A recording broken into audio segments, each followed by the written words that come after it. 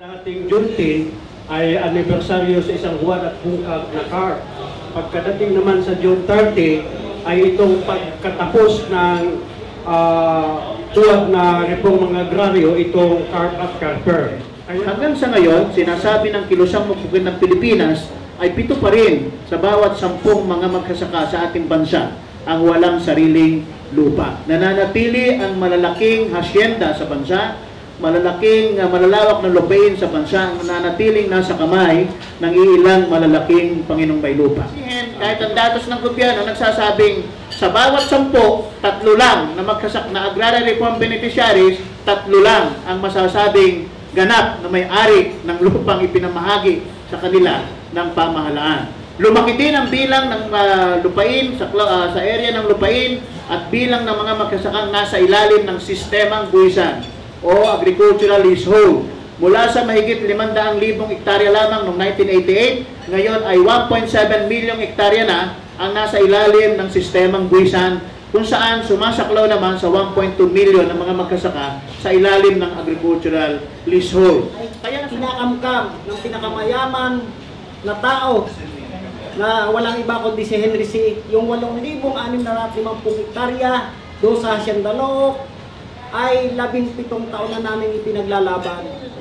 At may mga napatay po kami mga miyembro ng mga magsasaka sa kanilang mga private guns at kasama po ang mga militar na protector ni Henry C. Dahil sadya po nitong nakaraang Abril ay isa ako sa na-aresto at kasama ko po ang aking pamilya, yung aking 2 mag-ina. Na talagang kawawa ang mga magsasaka. Dahil mismo yung mga nabigyan na ng AP, ng CLOA, ng CLT sa ilalim ng mga WAD na reforma sa lupa, katunayan sa Region ng Timog Katagalugan, 20,000 hektarya ang kinansila at binawi ang kanilang mga CLOA.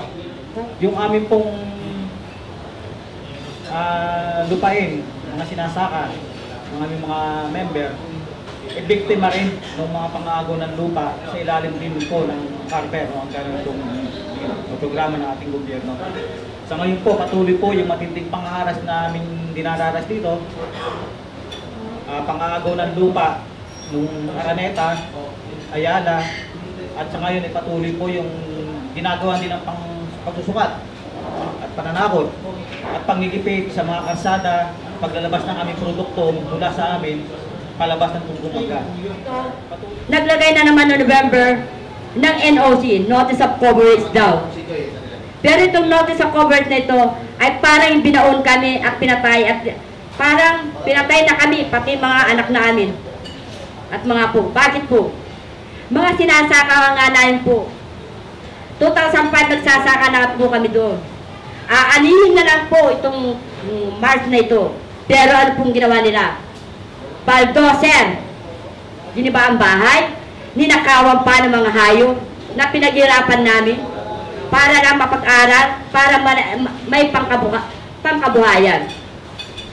Tapos ang mga pinanser nito, mga aryendo, natuta ng mga kawang ko, si Noe Villanueva, Virgil Torres, at ang agrikulto, si Arsing Valentino.